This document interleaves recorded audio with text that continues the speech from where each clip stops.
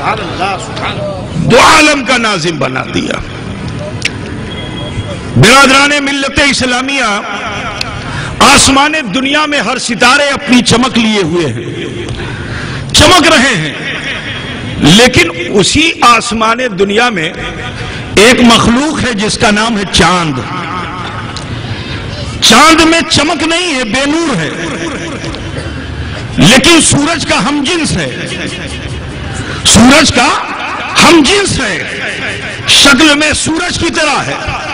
جب سورج کو مقام ملا تو چاند نے حسد نہیں کی، جب سورج کو مقام ملا تو چاند نے نفرت نہیں کی، جب سورج کو مقام ملا تو چاند نے عداوت نہیں کی، بلکہ اس مقام والے سورج کے پیچھے چل پڑا، اس مقام والے سورج کے پیچھے چل پڑا۔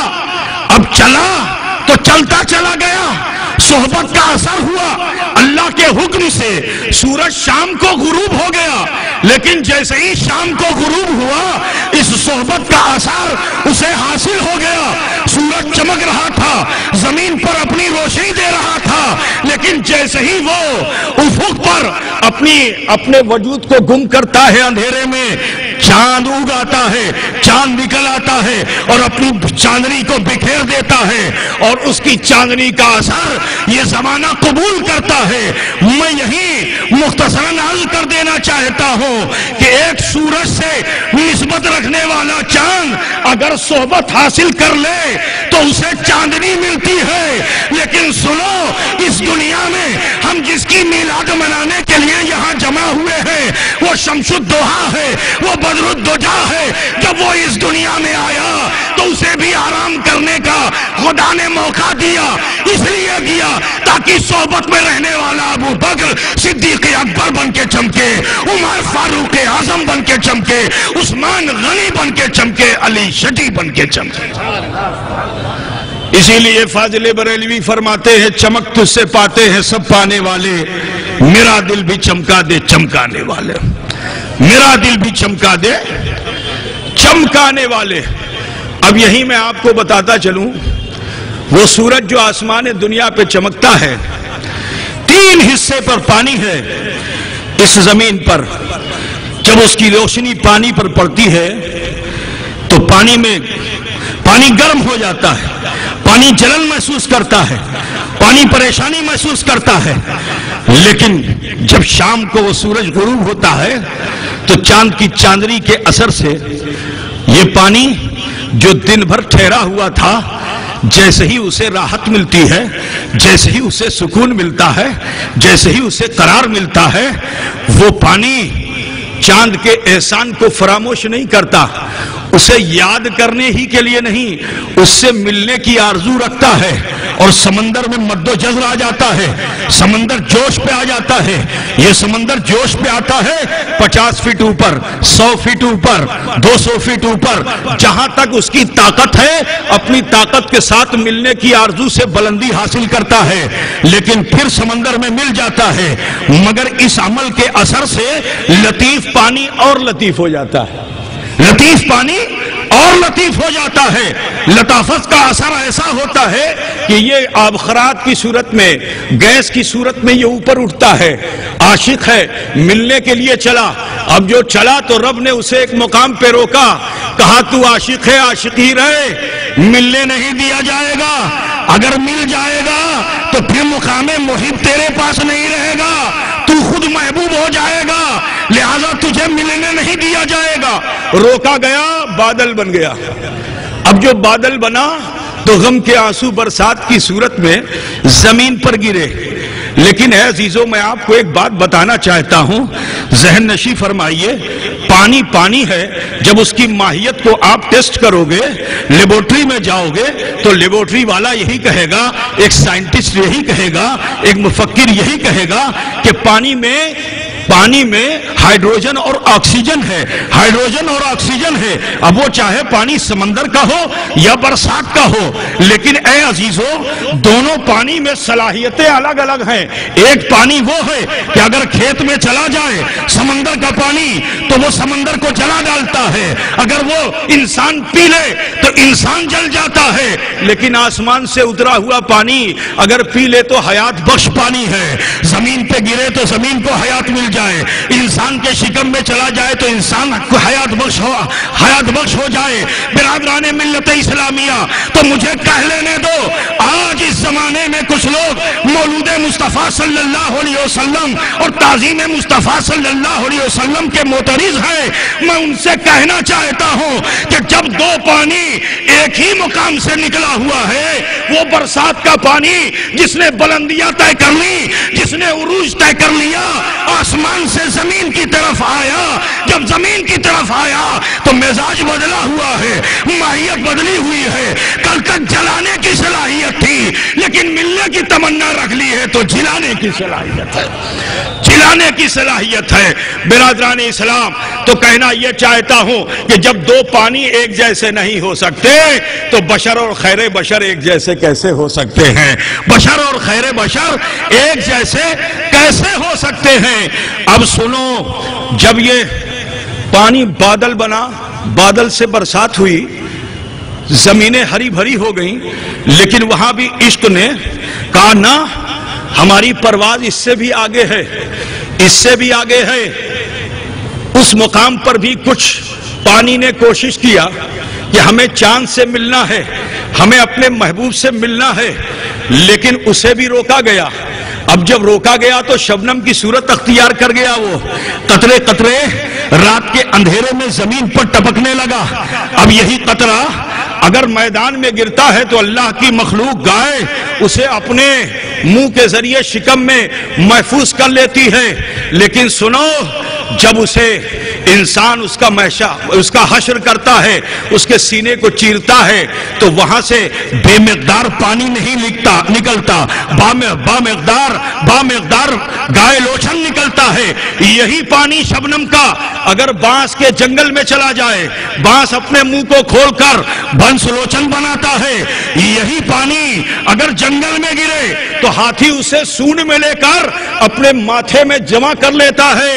جب اس کا حشر کیا جاتا ہے تو وہاں سے بے مقدار پانی نہیں نکلتا ہے بلکہ گجمتا نکلتا ہے۔ مگر یہی پانی 3 حصے سمندر پہ بھی آتا ہے، گرنا چاہتا ہے تو وہاں اللہ کی مخلوق سیپ ہے جو سمندر کی تہ میں ہے، رات کے اندھیرے میں نکلتی ہے اور نکل کر کے سمندر کی لہروں سے مقابلہ وہ سیپ کرتی ہے۔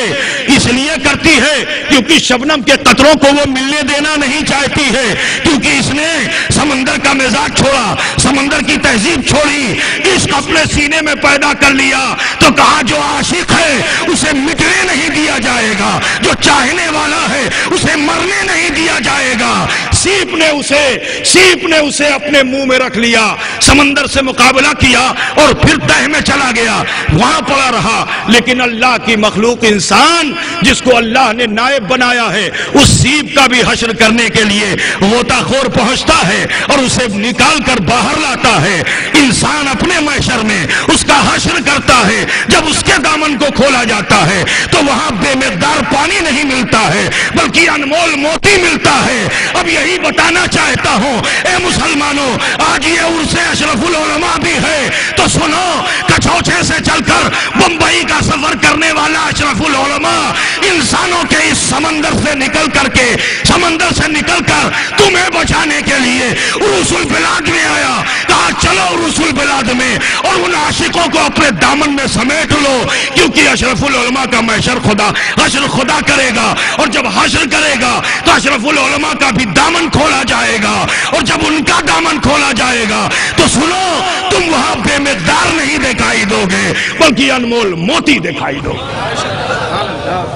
والشمس تجری لمستقر لها، اور سورج اپنے مستقر پر تیر رہا ہے۔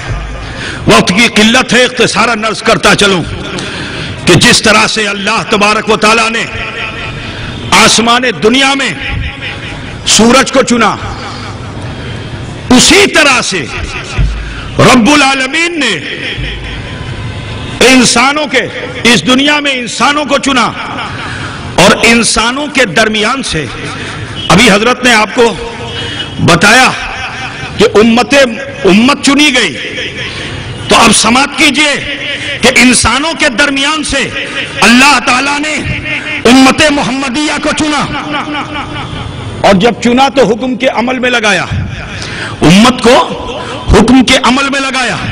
رب العالمین ارشاد فرماتا ہے کنتم خیر امت اخرجت للناس تأمرون بالمعروف وتنہون عن المنکر، تم بہترین امت ہو، تمہیں انسانوں کے درمیان سے مستخرج کیا گیا ہے، نکالا گیا ہے، تمہیں انسانوں کے بیچ سے نکالا گیا ہے۔ پتہ کیا چلا؟ عام انسان اور امت محمدیہ ایک جیسے نہیں ہو سکتے، ایک جیسے نہیں ہو سکتے۔ تو جب امت کے مقام کا یہ عالم ہے تو امت کے سردار کے مقام کا عالم کیا ہوگا، امت کے آقا کا عالم کیا ہوگا۔ برادران اسلام سماعت کیجئے، اللہ تعالیٰ تمہاری طبیعت کا ذکر نہیں کرتا، کہا جو امت رسول ہے وہ طبیعت پہ نہیں چلتا، مصطفیٰ کی دی ہوئی شریعت پہ چلتا ہے، مصطفیٰ کی دی ہوئی شریعت پہ چلتا ہے۔ کنتم خیر امت اخرجت للناس تأمرون بالمعروف وتنہون عن المنکر، امر بالمعروف اور نہی عن المنکر کی دعوت لیتا بھی ہے اور دیتا بھی ہے۔ بات سمجھ رہے ہیں نا؟ دعوت دیتا ہے۔ امت محمدیہ طبیعت پہ نہیں جیتی، جو مصطفیٰ کی امت ہے وہ مصطفیٰ کی شریعت پہ جیتی ہے۔ تأمرون بالمعروف وتنہون عن المنکر، جب اس امت نے دامن مصطفیٰ کو تھام کر کلمہ لا الہ الا اللہ محمد الرسول اللہ پڑھ لیا تو رب العالمین نے امت محمدیہ پر بھی حکم کا عمل لگایا۔ وہ حکم کا عمل کیا ہے؟ آسمان دنیا میں وہ سورج 12 برجوں سے گزرتا ہے، اللہ تبارک و تعالیٰ نے امت محمدیہ کو 5 برجوں سے گزرنے کا حکم دیا۔ یہ 5 برج ہیں کیا؟ فجر کا برج، ظہر کا برج، عصر کا برج، مغرب کا برج، عشاء کا برج۔ جب یہ امت ان برجوں سے گزرنے لگتی ہے، عام انسان ہوتے ہیں لیکن ان کا پاور بڑھنے لگتا ہے، ان کی شکتی بڑھنے لگتی ہے، ان کی قوت بڑھنے لگتی ہے، اور جب قوت بڑھنے لگتی ہے، جب طاقت بڑھنے لگتی ہے تو اللہ تعالیٰ ان میں سے بھی کسی کو چنتا ہے، پھر ان میں سے بھی اللہ کسی کو چنتا ہے۔ امت ان پاور والوں میں جب چمک پیدا ہو گئی تو ان چمکنے والوں میں سے بھی جس میں سورج جیسی صلاحیت ہے اسے چن لیتا ہے، جس میں سورج جیسی صلاحیت ہے اس کو چن لیتا ہے۔